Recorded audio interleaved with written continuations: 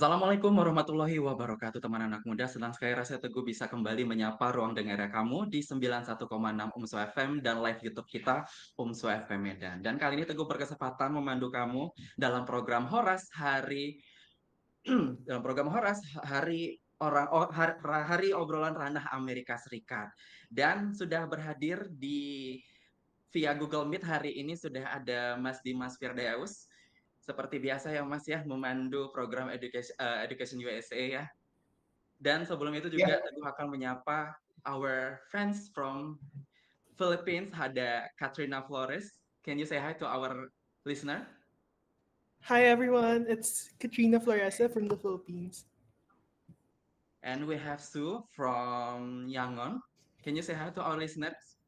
Hello, this is Sue from Myanmar. From Myanmar. Okay, and lastly, we have Bashir Ghani from Education Malaysia, Kuala Lumpur. Can you say hi to our listeners? Hello, hi, this is Bashir from Educationusa, Kuala Lumpur, Malaysia. Oke, baiklah tanpa berlama-lama lagi teman anak kuda, Teguh akan menyerahkan semuanya ini seperti biasa ke Mas Dimas. Mas Dimas, waktu dan tempat dipersilahkan. Oke, thank you Mas Teguh. Halo, Assalamualaikum teman anak muda dan Sobat Studi AS. Senang sekali kita bertemu lagi di acara Horas, Hari Obrolan Ranah Amerika Serikat yang kali ini sudah memasuki episode ke-14.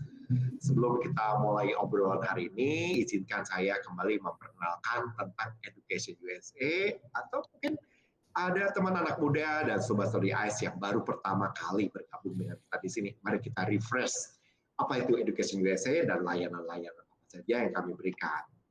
I'm going to use English here because we have our dear speakers who might not understand if I keep continue in Indonesian. Okay, Education USA is a network of U.S. Department of State operating in 180 countries and territories with over 500 centers worldwide. In Indonesia, Education USA present in 7 major cities like Jakarta, Surabaya, Medan, Malang, Aceh, Makassar, and lastly, we also have Samarinda joining us. In Indonesia, Education USA Medan can be found at Universitas Muhammadiyah Sumatera Utara, UMSU. We are located at UMSU main campus on Jalan Muhtar Basri, near the Faculty of Computer Science and Information Technology building, just a short walk away from UMSU FM studio. Even though that we are located at UMSU, Education USA is served to everyone, not only for UMSU communities. We serve individuals from every level in Medan and surrounding area.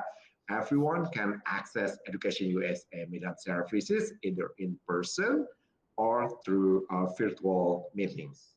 Education USA at UMSU is open every day according to UMSU calendars and business hours from Monday to Friday from 9 a.m. to 5 p.m. and it's closed on weekends and also closed on national holidays.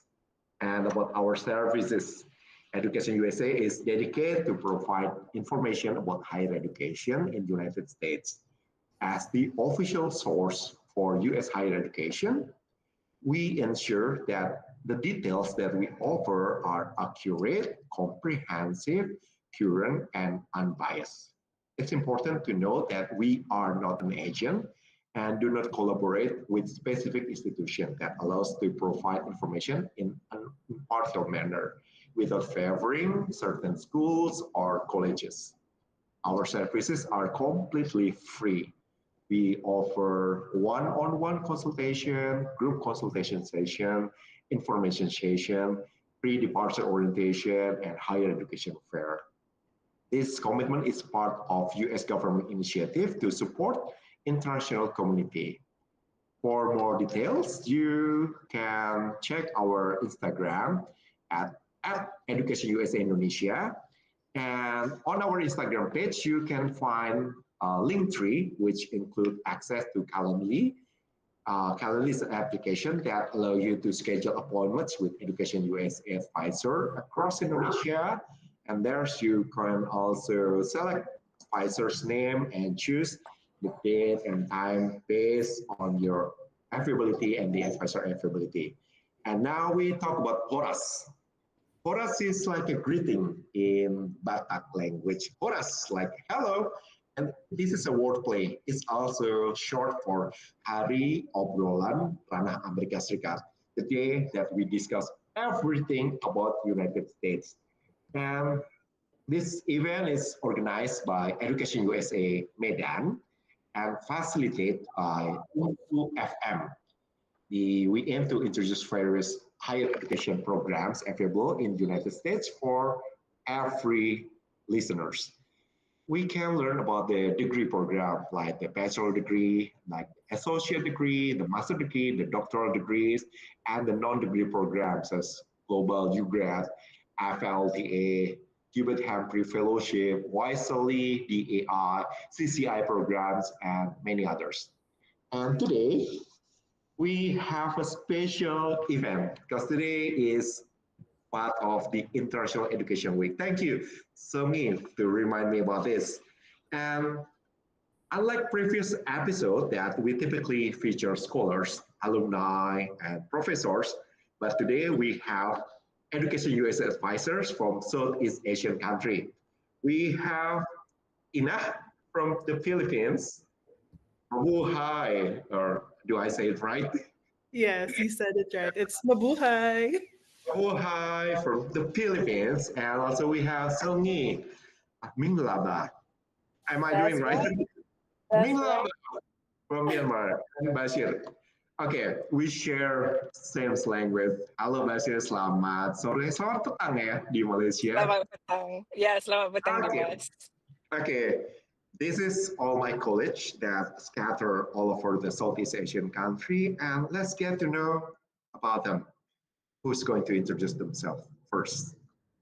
Ladies first? Sure. Yeah, I can. Okay, Okay. okay, Songi, Yeah, Horas, Mingalaba from Education Minglaba. Myanmar. Yeah. So thank you so much for having me. And I'm Sunye, or Sue in short. Sue, if it's hard for you, Sue is fine. So I'm Education USA advisor based in Yangon, Myanmar. So I've been with the network for over 5 years, helping students, explore U.S. higher education opportunities. I'm based in American Center, Yangon. Yeah. So very nice to meet you all. Thank you. And now we have Ina or Bashir. Who's going to start first? Um, I can go next, if it's okay. So yeah, hello, hi, magandang umaga, magandang araw sa inyo lahat. So good day everyone. I'm Katrina Floresa, but you can call me Ina. I'm the graduate advisor of Education USA Philippines, and I am based at the Fulbright Philippine Commission. Thank you. And we also have Bashir. Bashir, your time to introduce yourself. So my name is Bashir. I am Education SA advisor based in Kuala Lumpur, Malaysia. So in Malaysia, we have three centers, one in Kuala Lumpur, one in Penang, and one in Sabah. So I'm located in Kuala Lumpur. A little bit about myself. I actually graduated from the US. I went to University of Washington, Seattle. So I can share a little bit in terms of like student experience when I was doing my undergraduate there for 4 years. Other than that, yeah, I've been in the network for I would say like 3 years now. Thank you. Okay. Oh, you're muted. I've been in the network for almost 2 years, and we have Bashir for almost 3 years, and we have Sungi for 5 years. And Ina, you are the newest in the network, Yes, yes, and it's like 8 months yes. already. Okay, so maybe we can delve into the journey. I can ask everyone what motivates you to become an advisor and how have your experience as education advisor influence your perspective? Who's going to answer this? Maybe, I can start first. yes, Gani. Bashir, Gani, Sure. please. All right. In terms of like what motivates me to become an advisor, I would say, um, the kind of like the passion of mentoring others comes from when I was an undergraduate in the US. I involved with Department of College of Engineering, kind of like mentoring new engineering freshmen. And kind of like whole introductory class for them, so that's kind of like developed my passion in terms of like working in education field.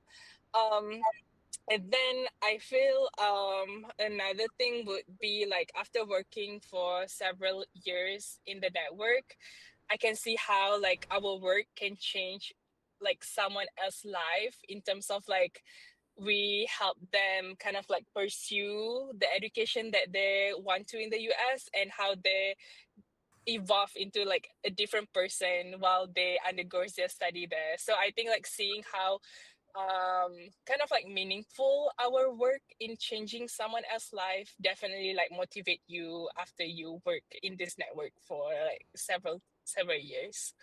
So yeah, that's from me. I'll let someone else share. Yeah, I can share because mine is like similar to Bashir. So my motivation really comes from like my own experience studying in the US as an exchange student. That opportunity really opened my world, both academically and personally. And it showed me how powerful international education really is, you know. But I also remember how like confusing the process was at the beginning. I didn't have much guidance or much information, and I often felt unsure. Like, am I doing right? Like, is it the right steps I'm taking? Like things like that. That's experience really stayed with me. You know, so after coming back later on, I started helping younger students explore study abroad options, and I realized how much joy I felt helping someone in supporting them. You know, and it combined two things I care deeply about: youth and education. That's my passion, really.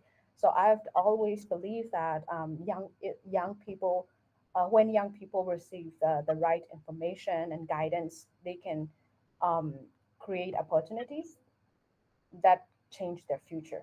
That's what I believe in. And then that's what made me who I'm today too, right? So that's what inspired me to become an Education USA advisor. So over the years, working with students has shaped my perspective in really meaningful ways. So I see so many students who remind me of my younger self. Curious, hopeful, energetic at the same time, sometimes overwhelmed by the process. You know, I see all the students coming in and out of my office overwhelmed, and sometimes they figure out their goals and they went back happy, things like that. So being able to guide them, watch their confidence grow over time, and celebrate their successes really, it's incredibly rewarding. Yeah, so it reinforces my passion for helping youth, especially youth in Myanmar, access to these wonderful educational opportunities, and it really reminds me of like why this work is so important to me. Yeah, thank you. Okay, so I think next. So for me, I've always been drawn to education and global learning. So working in the academic and scholarship field, I saw how studying abroad can completely change someone's path. So not just in terms of their career, but also on how they see the world. Since they go outside of their country, they can see it in a different way.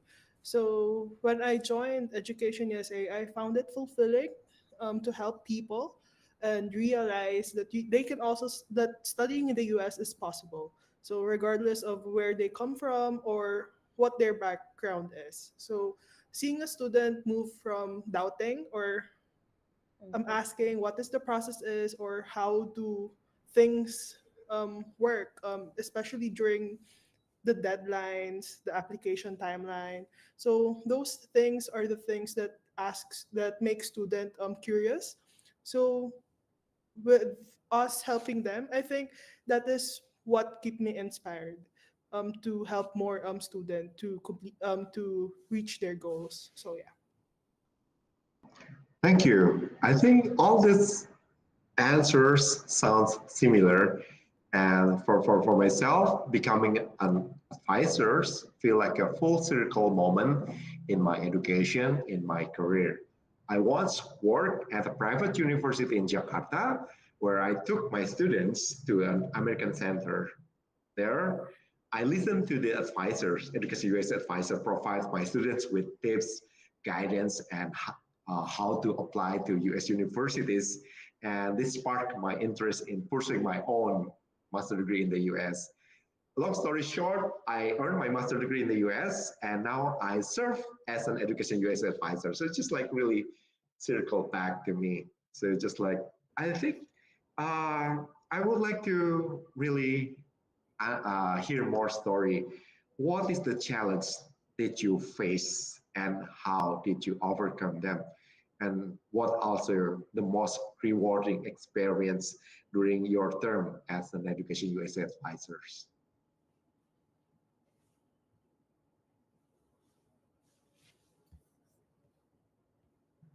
Anyone, you can, I mean, like, feel free to answer the most challenging part for me, just like when I face with student and I explain about the program, explain about the qualification, and their short answer is just like, this is not for me. It just like broke my heart to listen when my advice is things that they are not good enough. And sometimes I feel a lot of people in my community back in Indonesia, in Medan, they discount themselves, feels that US is not for me. This is too difficult. I don't possess a good English. I think I cannot compete with those people from Jakarta. I cannot compete with this. So that's one of the most challenging that it's also break my heart every time I heard that. Just like, this is part of the job. We have to sit with my advisee and just like talk. What make you think you don't deserve this? What make you think that this is meant for people but not meant for you? Just like, that's kind of like my day-to-day experience. I feel here in my office in Medan, but you might have different story. I would like to hear more from you. Mm. I can share my most like rewarding experience working as advisor. So there's this one advisee, Azida. Her name is Azida. So she signed up for an advising session because she wanted to apply to grad school at Columbia University. And I think the deadline was either like the night of the advising session or tomorrow, and she is not confident to submit the application even though she already completed all of the required documents. And I was just like convincing her like, you have nothing to lose by applying, like just apply for it even though you don't have the confidence that you will be accepted to the Columbia University. It's okay. Like as long as I mean, you miss 100% of the shot that you didn't shoot, right? So just make the shot. And so she submitted the application, and thankfully she got admission for the graduate program. And oh my God, she is so successful. I think when she was furthering study at the university, she involved with a lot of like um student activities and student organization. And I think like her program ended like after 1 year, but right now she's actually got a scholarship to further study. I'm not sure like a second master or like a PhD program, but in the UK. So it's like a stepping stone for her like education and like also like career growth, I would say. So I was so glad that I managed to convince her to just submit the application. So I mean, as advisor, I think that's our role. I think kind of like transition to like challenges. Sometimes it's hard to like change students and even parents' expectation, right? Of like them trying to um apply to the most like high prestigious school and based on rankings, but sometimes just their children or their um child don't even like want to go there, right? They might want to pursue something else at a different university. So how we kind of like play our role as like advisor in terms of like giving them the best resources and talk things through to the parents and also to the students really make a difference in changing their course of life, right? How where they study will determine kind of like who will they become, right? Based on the experience that you go through during your education years. So yeah, I think that's what I want to share for today, based on these questions. Thank you. And I see that either Ina or Sungi would like to share the answer as well. Sure. Okay, so one of the biggest challenges as an Education USA advisor, the only one Education USA advisor representing the whole country, it's been reaching students who have limited access to information and resources. And many students are eager to study abroad, but they don't always know like where to start and what opportunities are realistic to them, and also reaching them because we have the um, only one center here in Myanmar, which is in Yangon. So it's difficult to reach to other students in all nationwide. So and another thing is recently this year, especially this year, we have been adapting our programs to new realities like travel restrictions for Myanmar students, right? So students cannot go to the US anymore in person to study. So we're finding out ways to support those students. So that students can still explore US higher education through online pathways and US global campuses. So to overcome these challenges, I focused on flexible and creative outreach. So I developed virtual workshops, webinars, and info sessions that could reach students nationwide. And I also work closely with students individually, helping them figure out online options, understand alternative pathways to achieving their academic goals. Um, I think being an advisor for over 5 years, the key is to be listened actively. I become a very good listener for being an advisor for quite long, you know. So, and I think that's really helpful for other students and also for me, so that I understand their needs and I can give them, you know, my best advice to meet their needs. Yeah.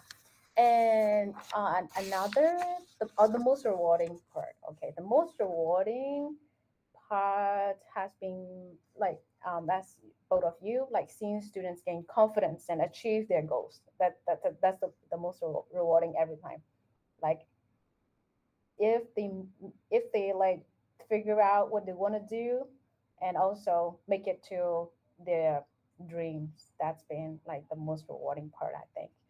So watching like someone start with uncertainty and then submit applications and explore new pathways and receive acceptance letters is incredibly fulfilling. Although it has a lot of challenges, especially from my students, you know. So moments like these really reinforce my passion for what I'm doing. Yeah.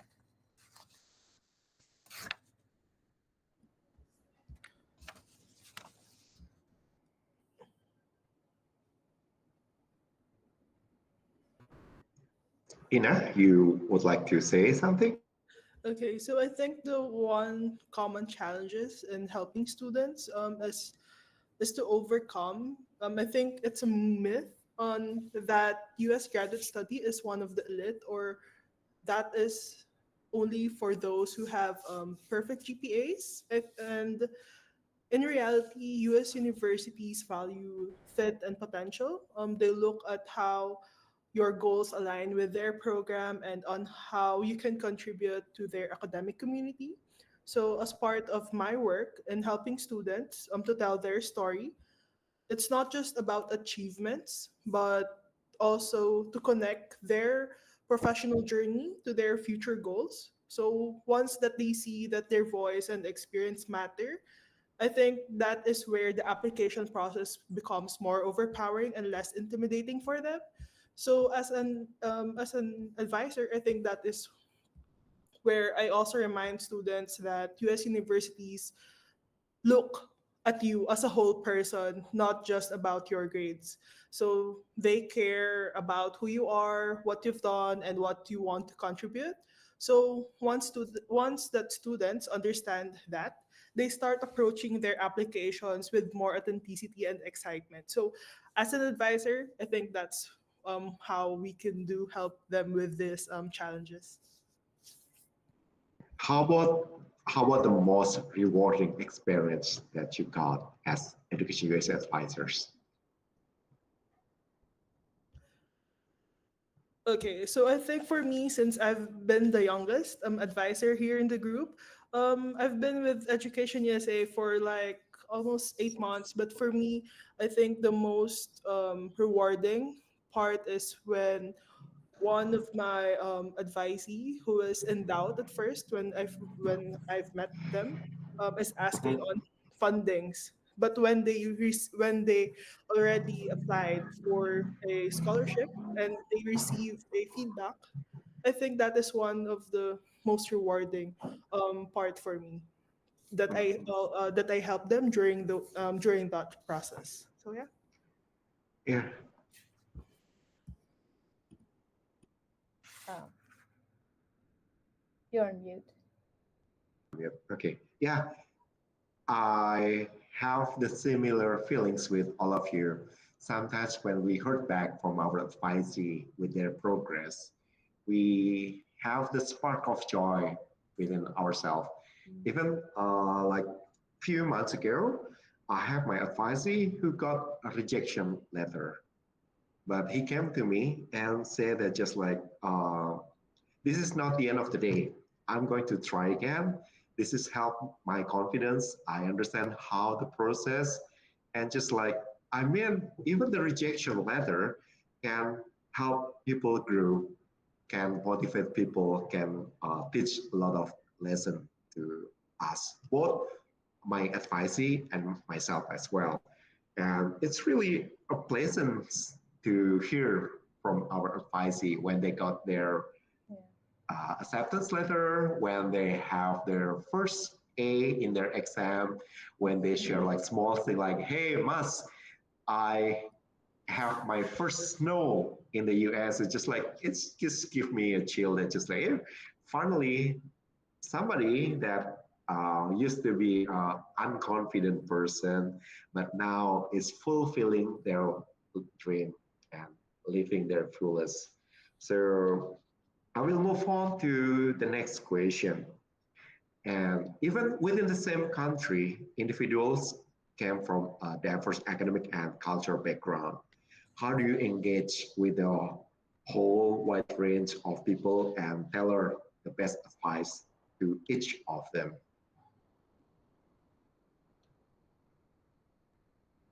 We can start with, let's start with Sungi now.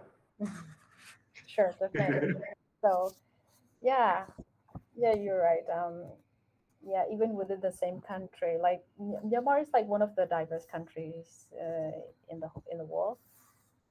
So each state and each culture, each ethnic has its own tradition and culture and everything. But I see that diversity as an opportunity. So as I as I always do, I start by listening carefully to understand each student's goals, strengths. So every time my first advising session is for me to listen them, like their goals, their strengths, what do they want, what is their dream and their prior experiences, and so those help me really tailor advice to their needs really.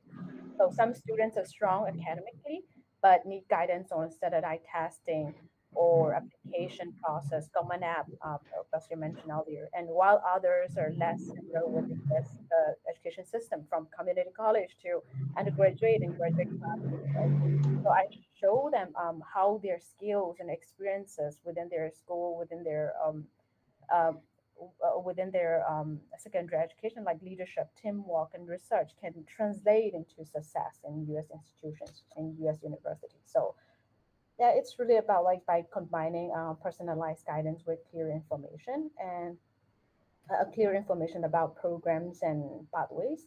I help students feel confident and prepared to take the next steps toward their goals. Yeah. Hmm. Nice, nice. Mm. Okay, Oh, I so can go next. yes, So, sure.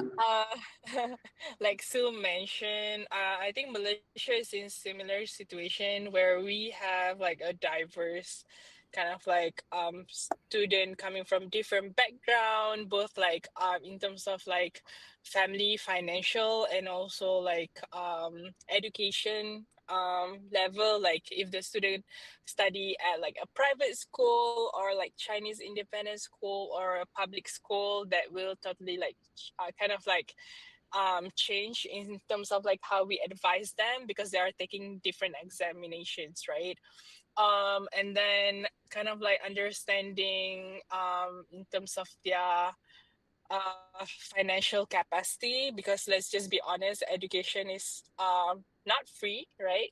So in terms of how much they can afford, also will help as advisor, giving them the best resources and advice in terms of like um different types of universities or like financial aid that they can apply. So I think just understanding where they're at in terms of like financial education and like yeah, financial education and family. I think expectation is another thing. If like the parents are kind of like pressuring the students to go to the top like university in the US, but if that their background like in terms of education and financial does not align with that, we need to have like a, you know, a kind of like honest conversation surrounding it. So yeah, that's from me.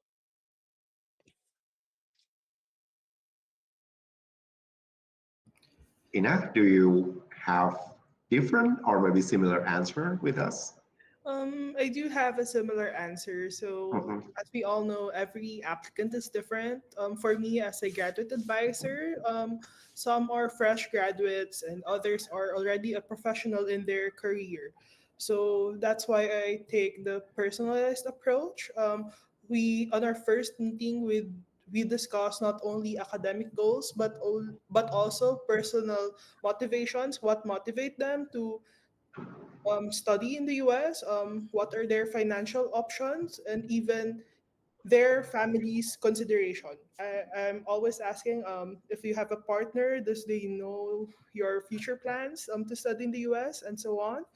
Um, and for example, one applicant may thrive in a small research-focused universities, but other applicant might prefer a large institution with alumni networks, especially if he or Mhm. she knows someone already from that institution.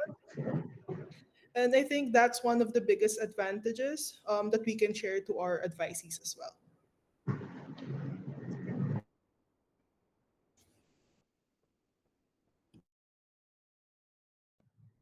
Okay, I forgot to unmute it again. We are share almost similar answers, just like during the session. We have to listen to them, and sometimes, in my case, some of the parents came and asking a really direct question: which is the best school for my children? And I have to say that I cannot answer that kind of question. We can give you how to research your option. We can help you to navigate you to choose the best fit university instead of the best university. But it just like takes time to make people understand that the way we work, it might be different with the previous agent that they came from. And just, but it will come into two outcomes. Sometimes they really like the way we work. That's just like we are not pushing them to go to specific university that have a special connection with us. But sometimes they just like, this is too difficult. I want like quick answer. It's just like, okay, so, but we, we, we cannot really push, we cannot impose what we want to other person, because the way we work is we listen, we try to understand the situation, and it's like navigating. So we never be on the steering wheel, we never on the driver's seat. We just like helping, hey, you have this option, hey, this is not the way to do this. And just like the thing that really kind of like popular or unpopular here is when I talk about community college, and just like it's just like sometimes I got the same almost similar reaction. It's cheaper. Does it means they have a good quality? And just like, let's talk about community college. So just sometimes we cannot have like one sitting for one advising session. Sometimes people need to come uh, like multiple times to just really just to understand what they really want, and just like for us to really understand what is their goal, their objective in the career, in the academic, and then after we understand, we can just start giving advice and suggestion. But we never really took part or try to impose what we want to them. Just it's really tricky, and not everyone have the patience of just listening to us. Sometimes they're just like, okay, this is not for us. I just need a like which university and how to apply to that university. So it's just like, okay, that's not the way we work.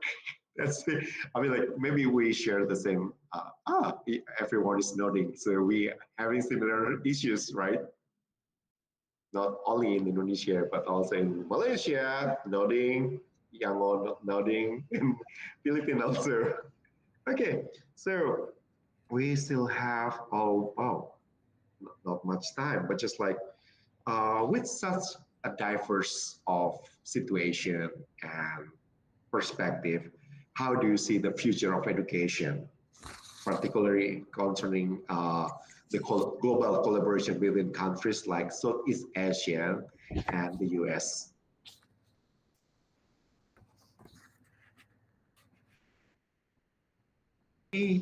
Maybe Bashir, you can share something really interesting, because just like student from Indonesia, student from Myanmar, they go to Malaysia to obtain US higher education.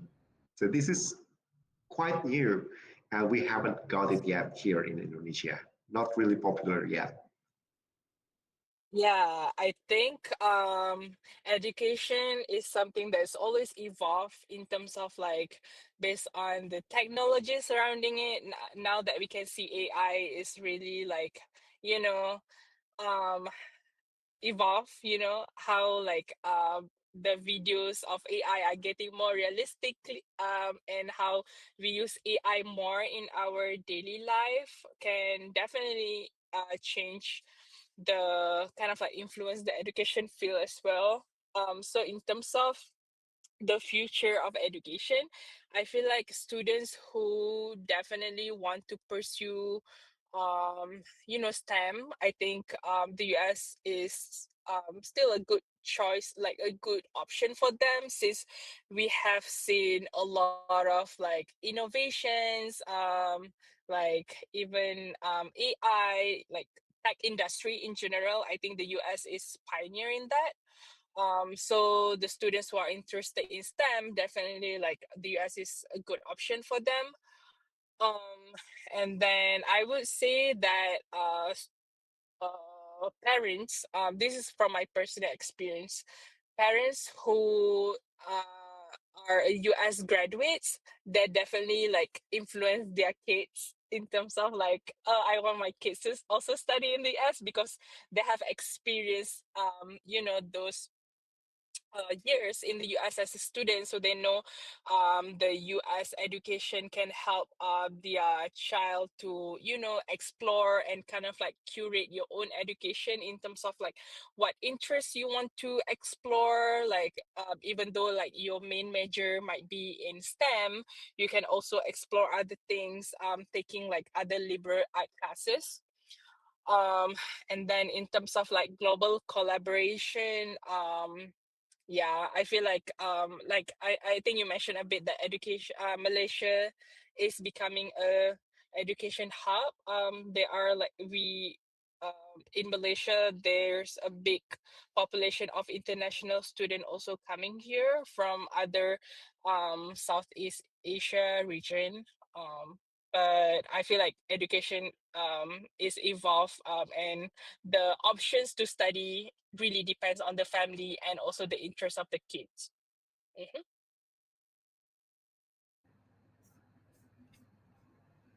Yeah. Thank you. Sungi, you have something? Yeah, sure. So, yeah, when you mentioned about Myanmar and Malaysia, then I have to hop on. So, I also see the future of education as increasingly like global and collaborative, with the advancement of AI and this information technology age. So students today, I think, like more connected than ever. I think they have more opportunities than ever. And international partnerships between countries like those in Southeast Asia and US are opening new opportunities for learning, research, and culture exchange, as Bashir mentioned about STEM, and it's really a good point. Yeah. So I think we'll see more flexible pathways, such as online programs, hybrid models, and US global campuses. I knew about this more and more after the travel restriction earlier this year. So although it is a challenge, now see this as an opportunity. Because of the travel restrictions, many of Myanmar students cannot go to US anymore in person. Then now they're exploring ways. So, but many students would like to stick to U.S. Higher education system. So, um, as an education advisor, I have to look for options and ways to support them. And so, in Malaysia, apparently has U.S. Education system, some private university, not some, I think maybe many, I don't know, offer US education system, and they have a very good 2+2 programs, right? So many Myanmar students go to Malaysia and also Indonesia and the Philippines too. Yeah, a couple of my advisees go to those countries too. So what I'm trying to say is like now education is open the door really. It's not like where you are, you can study online and you can be a part of the US education system everywhere you are, whether you're in Myanmar or Malaysia, Indonesia, or Philippines. Yeah. So, yeah, that's how I see. Thank you. Okay, now we would like to hear from Ina.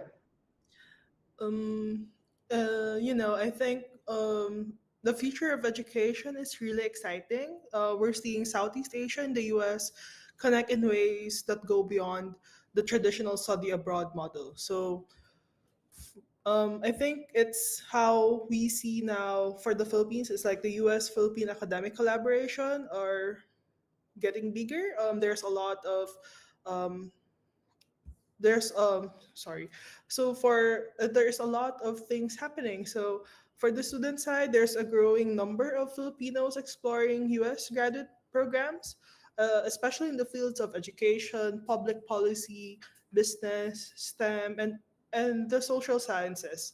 So, and I think what's great in the US, it's that it's also universities from the US are reaching out to the Philippines institutions, like um, offering info sessions and really taking the time to understand the strengths of a Filipino student. And the movement goes both ways. So through programs like Fulbright and other academic exchanges, more American scholars are spending time here in the Philippines doing research, teaching, collaborating with local universities. So those experiences help build real long-term relationships between institutions, like what Philippines and the US have. And on one trend I'm excited about is technology. Technology is making everything more accessible. So more virtual exchanges, more online short courses, or even students can take the whole program or the whole course online. So there are hybrid programs, which means students across the Philippines or even in the other countries of the Southeast Asia can participate in these international opportunities without needing to travel right away. So I think that is how we can see the future of education. So yeah. Nice, thank you. I think I am going to share the similar answer with all of you. It's just like I'm going to copy and paste your answers here because just like in Indonesia, we also have the similar trends because just like now we have different program, different scholarship offers, different 2+2 program, different sandwich program, and also many exchange program that we start. I mean, like we need to start utilizing it. It's just like uh, the competition is become harder, and it's just like the world is changed. But just like having a really good education will really help you to find your path. And I think we are almost entering our time to close our podcast today. But I will ask the last question to all of you.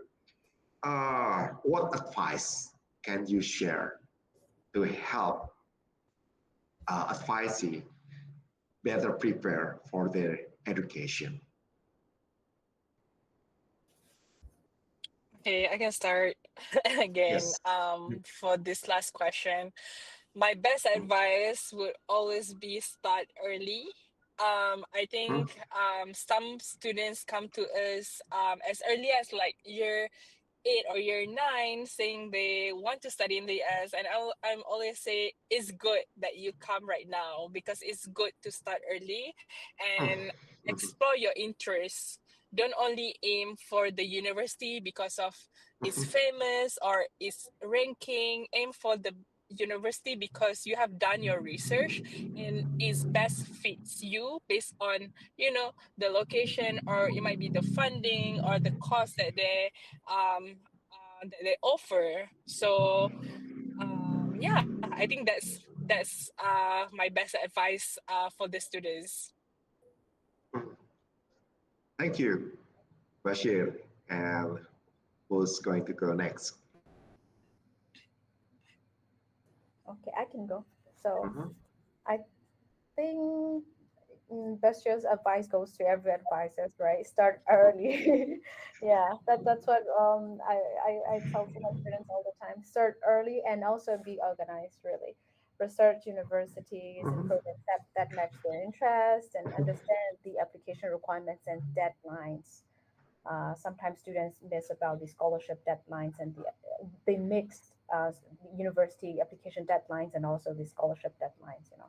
So it's really important. Another is focus on building your skills like English proficiency, critical thinking, and meaningful extracurricular activities. Like they will help both your application and adaptation to US classrooms. And third is explore all pathways, especially for yeah, especially I'm always talking, relating back with my students. So for me and my students, if travel is challenging, explore all pathways.